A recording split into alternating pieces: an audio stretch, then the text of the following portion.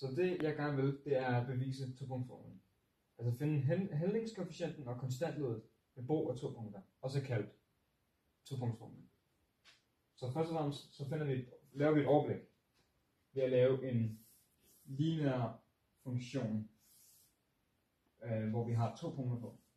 Vi har det ene punkt, der hedder x1, y1. Vi har x2, y2.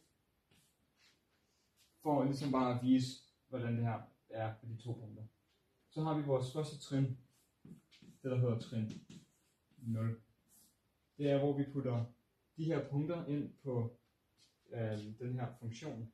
Så det vil være y1 lige med ax1 plus b, og y2 lige med ax2 plus b. Det er ligesom det vi skal bruge til det hele.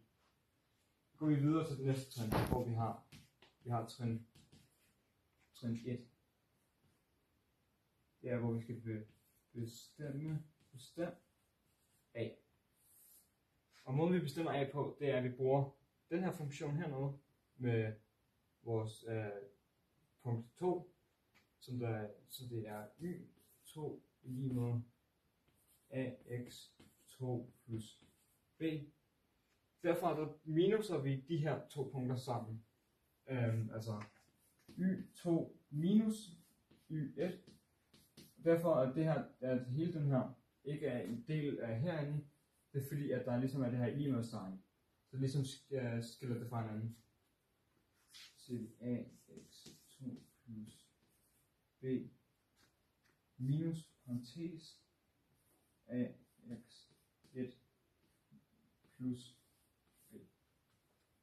Så det vi gør, det er, at vi ganger ind i parentesen her på, så det ender med at blive y2 minus ax2 plus b minus ax minus b. Og derfra, der kan vi bare gøre det selv ved, at vi fjerner b begge sider, fordi her det er minus, og det her det er plus. Så det kan ligesom fjerne fra hinanden. Men fordi det her det er ax1, og det her det er ax2, så kan det ikke minuses med hinanden. Fordi den er højere end den anden, så det virker ligesom ikke. Så bruger vi den omvendte distributive lov, hvor vi siger y2 minus y1 lige med a, så gør vi det ind i parentesen.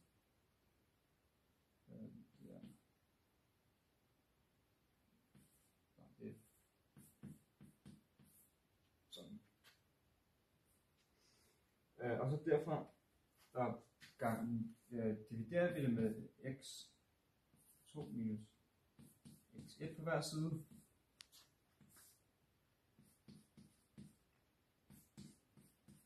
Og herfra, der er de her, x'et her fjerner hinanden, og det her fjerner hinanden, fordi det er ligesom er præcis det samme på hver side. Der sker ikke noget her, fordi det her det er x, og det her det er y. Så ender vi med at have y.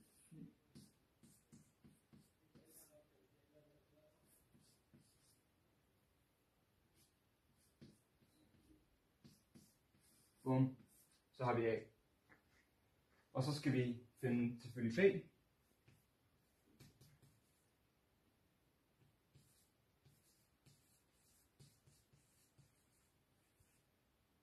Og det gør vi ved at tage vores første funktion her, eller ja, funktion her, og putte den ind. Så y1 lige med a x1 plus b. Og det vi så derfra gør, det er, at vi minuser ax på hver side, for ligesom at kunne isolere b.